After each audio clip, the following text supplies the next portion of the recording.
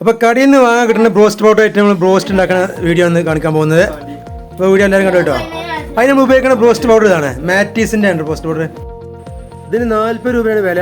ഇത് 100 ഗ്രാമിൻ്റെ പാക്കാണ്. അപ്പോൾ നമ്മൾ ആദ്യം ചെയ്യേണ്ട പണി എന്താ വെച്ചാൽ, ഈ പാക്കിൻ്റെ ഉള്ളിൽ ചെറിയൊരു ഉപ്പിൻ്റെ പാക്ക് ഉണ്ടാവും.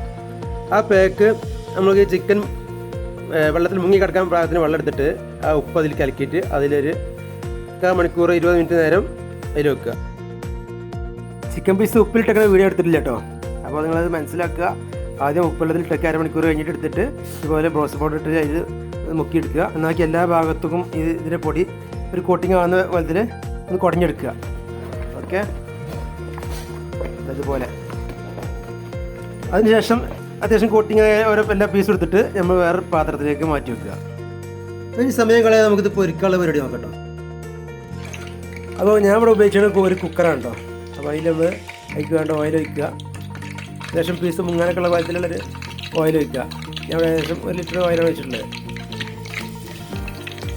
അപ്പോൾ ഓയിൽ ചൂടായ ശേഷം നമ്മൾ ഓരോരോ പീസായിട്ട് ഇട്ടിട്ടുണ്ട്. 4-5 പീസൊക്കെ ഇട്ടിട്ടുള്ള സംഭവം ഫ്രൈ ആയിക്കൊണ്ടിരിക്കുമ്പോൾ നല്ല ക്രിസ്പി ആയിട്ട് വരുന്നുണ്ട് കേട്ടോ. നല്ല മുരിയായിട്ട് തോന്നുന്നുണ്ട്.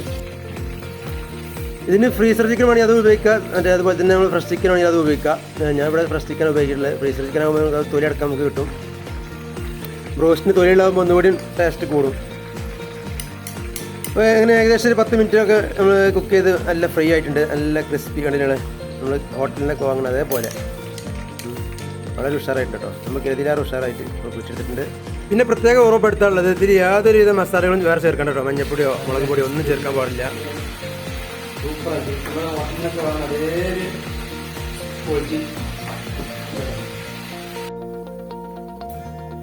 ഏകദേശം ഒരു 1.5 കിലോ ചിക്കൻ എന്ന് പറഞ്ഞാൽ ഇപ്പോൾ നമുക്കൊരു 12 പീസ് സുഖമായിട്ട് കിട്ടും.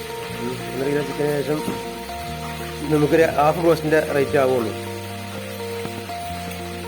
മാത്രമല്ല നമ്മൾ പാർസലൊക്കെ വാങ്ങിക്കൊടുന്ന വീട്ടിലെത്തുമ്പോൾ അത് ചൂടൊക്കെ പോയിട്ടുണ്ടാവും. നമുക്ക് അതിൻ്റെ ചൂട് കൂടെ അപ്പം തന്നെ നമുക്ക് കഴിക്കാവുന്നതാണ്. നല്ല വേവായിട്ടുണ്ട് കേട്ടോ. അപ്പോൾ നമ്മൾ തൂമ് ഇവിടെ റെഡിയാണ്.